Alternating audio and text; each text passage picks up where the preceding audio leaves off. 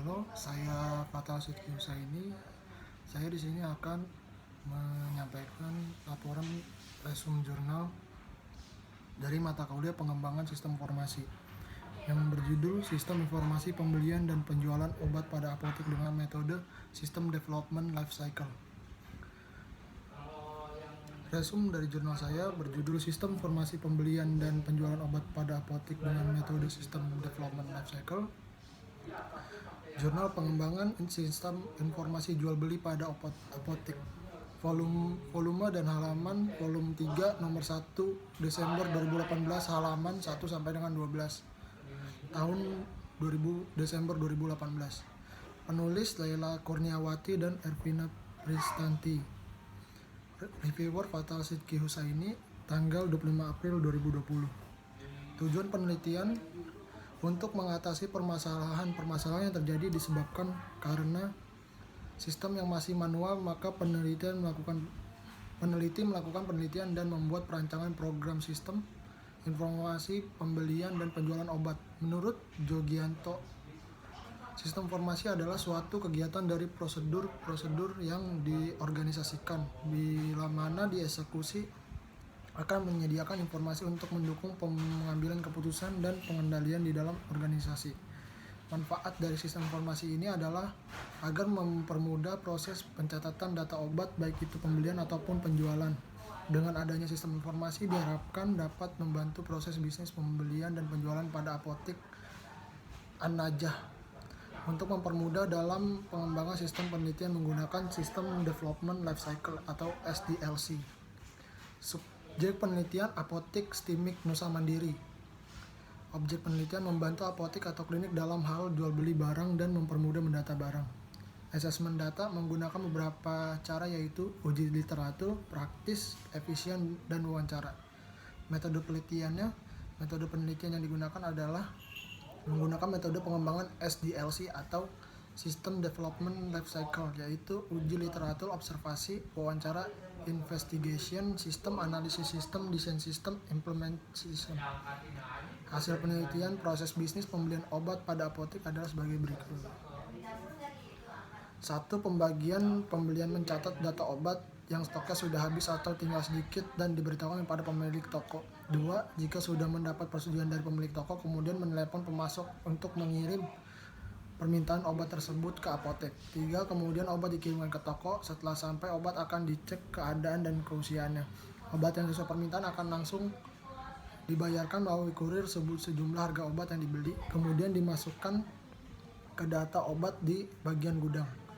7.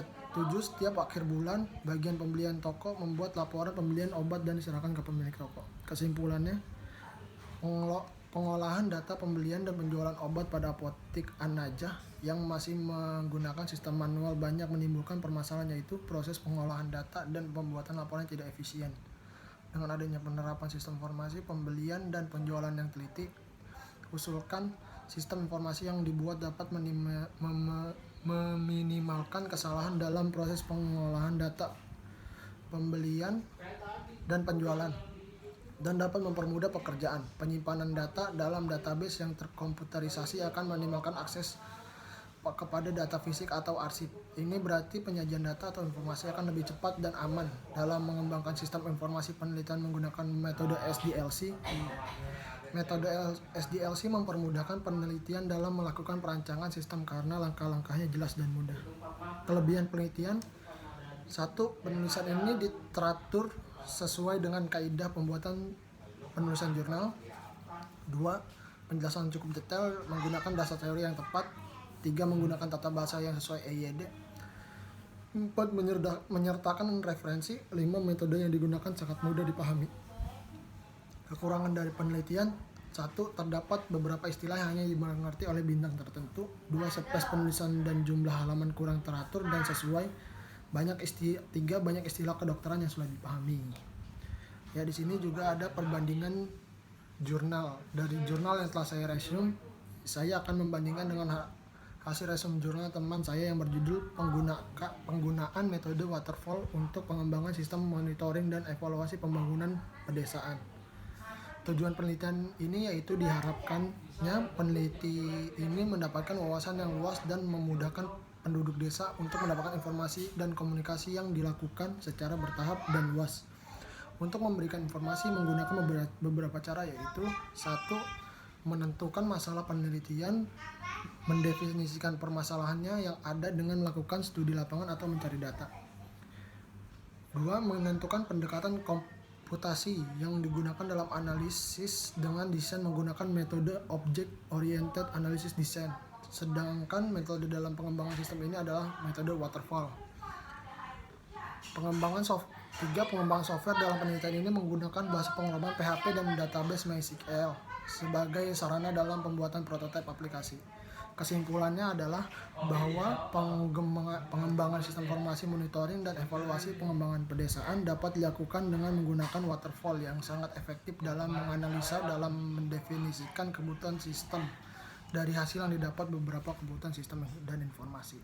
Sekian dari saya, Fatah Husaini. Assalamualaikum warahmatullahi wabarakatuh.